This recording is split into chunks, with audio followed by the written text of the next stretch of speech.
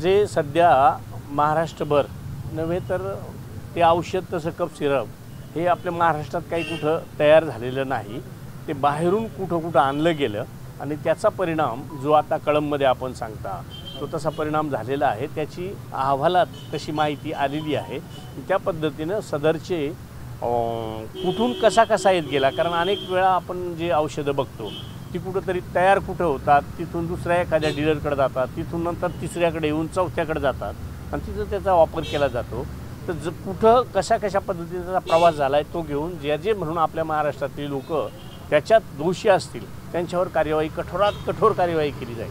वापर आणि वितरण जे आहे ते बंद करण्याचे आदेश राज्य शासनाने काढलेले आहेत। आपल्या विभागाने काय कशा स्वरूपाचे आदेश काढले, काय कारण दिले? त्याचं कारणच ते का त्याचा जो काही इफेक्ट होऊन जी मुलं मृत्युमुखी पडली ती तात्काळ ती औषधं बॅन करावीत आणि तसं जिथं ज्या राज्यात तयार झालेत त्यांना सुद्धा त्या ठिकाणी कळवलं जाईल। पण आपल्याकडनं पण आता प्रिस्क्रिप्शन शिवाय कफ सिरप देऊ नये असे आदेश आहेत, मात्र सर्रासपणे मेडिकलवाल्यांकडून असे कोणी देखील कफ सिरप विकले जातात। अशा अनेक केसेस आता आमच्याकडे ज्या सुनावण्या होतात त्याच्यात विदाऊट डॉक्टरच्या चिठ्ठीशिवाय औषधं देऊ नयेत दिल्या जातात। आपण म्हणतात त्याच्यात तथ्य आहे, त्या पद्धतीनं सातत्यानं आपण ह्या विभागामार्फत संबंधित जे काही विक्रेते आहेत त्यांना कार्यवाही केली जाते, परंतु कायदेशीर जी काही बाब आहे का त्याला 100% फुल स्टॉप झाला पाहिजे असं कायद्यातच थोड्या दुरुस्त्या कराव्या लागणार आहेत का जेणेकरून दंड किंवा सस्पेन्शनचा कार्यकाळ हा अतिशय अल्प आहे, त्यालाच कुठंतरी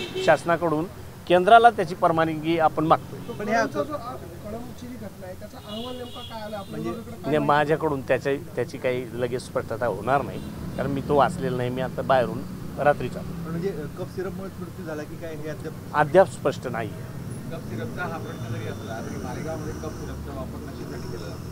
मोठ्या प्रमाणात गुजरातमधून बॉटल्स येतात आणि ते पकडल्या पण येतात, त्या गोळीसोबत त्याचा वापर केला जातो, त्यामुळे अधिक नशा जातो। तर कायमस्वरूपी हे जे उत्पादन होतं त्यावर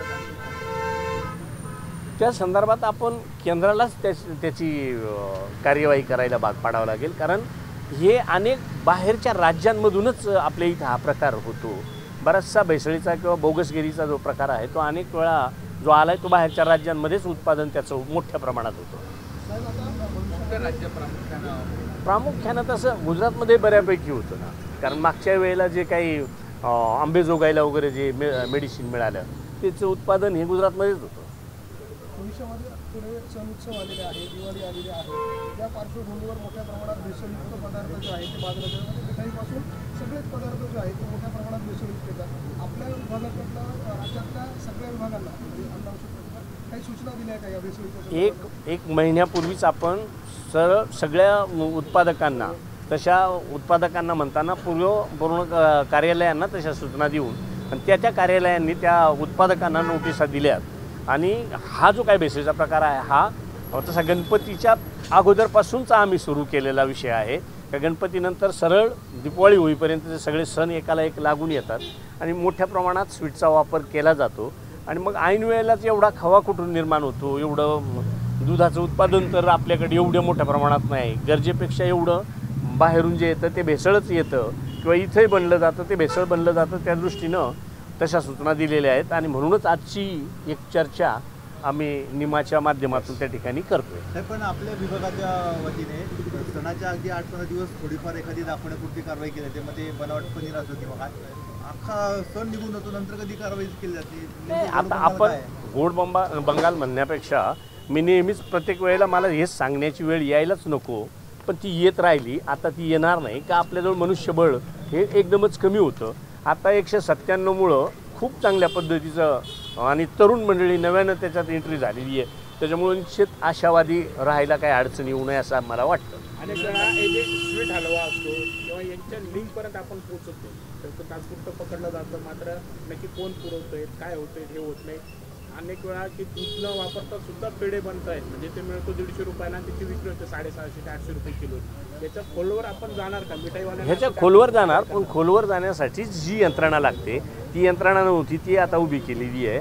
आत्ताच एक मागच्या पंधरवड्यात वित्तमंत्री अजितदादा त्यांच्याबरोबर एक बैठक घेऊन त्या लॅबसाठी वगैरे जे काही निधीची गरज आहे ती सुद्धा तात्काळ त्या ठिकाणी मंजूर करून दिली. भविष्यात लागणारे जे इन्फ्रास्ट्रक्चरसाठी मग लॅबसाठी वगैरे जे पैसे असतील ते सुद्धा देण्याच्या बाबतीत त्याची कार्यवाही सुरू झाली. साहेब खरं तर ही भेसळ होणं हा काही एका व्यक्तीचं काम नाही. याच्यामध्ये अनेक लोक जे आहेत, डिस्ट्रीब्युटर असेल, घेणारा असेल, विकणारा असेल, अशी एक मोठी लॉबी आहे ती काम करत असते. मग या सगळ्या संदर्भात अन्न औषध प्रशासनाकडनं फौजदारी स्वरूपाचे गुन्हे दाखल करणं अपेक्षित आहे किंवा संघटित गुन्हेगारी ज्याला आपण म्हणतो, मोक्कासारखी कारवाई याच्यामध्ये करता येते का? आणि तशी मोक्काला आपण मागच्या एका आमदार महोदयांनी त्यात प्रश्न उपस्थित केला होता पाचपुते साहेबांनी, आमदार पाचपुतेंनी. त्यांनी हेच, पण मग त्याचे शेवटी आपल्याला केंद्राचेच गाईडलाईन वापरावे लागतात. तर आपण केंद्राला लिहिले का जेणेकरून सातत्यानं सततचा गुन्हेगार म्हणून किंवा साखळी गुन्हेगार म्हणून आणि जीवाशी खेळ आहे तो म्हणून त्याला मोका लागण्याच्या संदर्भात ते मार्गदर्शन मागितले.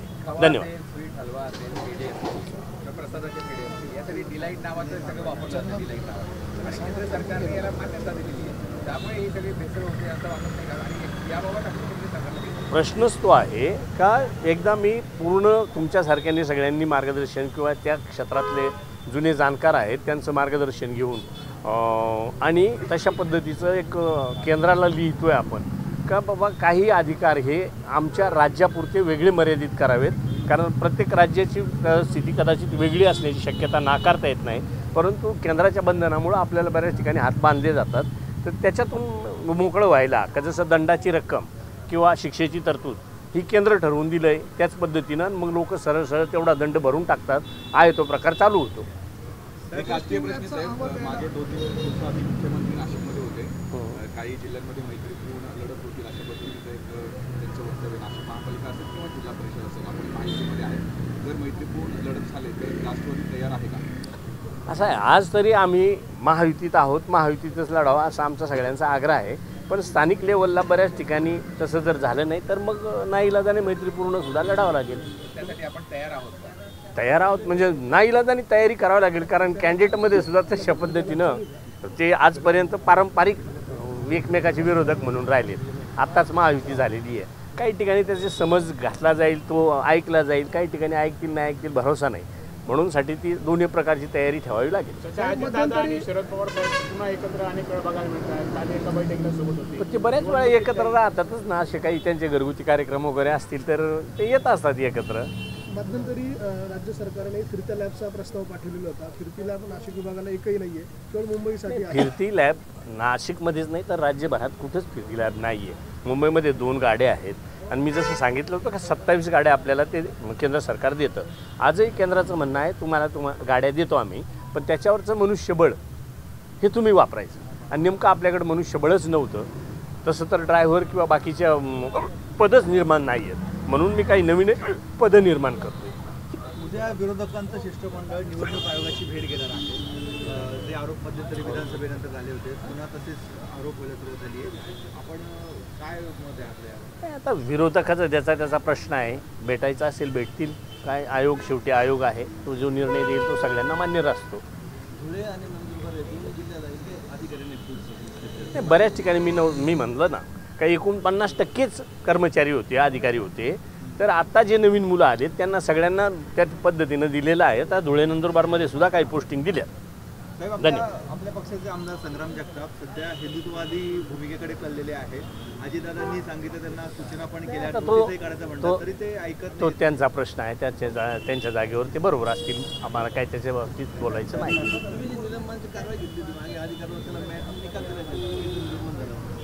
नाही, निकाल दिला आहे पण कोर्टानं असं सांगितलं नाही का ते निर्दोष आहेत असं. कारण तो सभागृहानंच निलंबन केलेला विषय आहे. त्याला कोर्टानं तसं फार हेरफेर करण्याची हे नसते.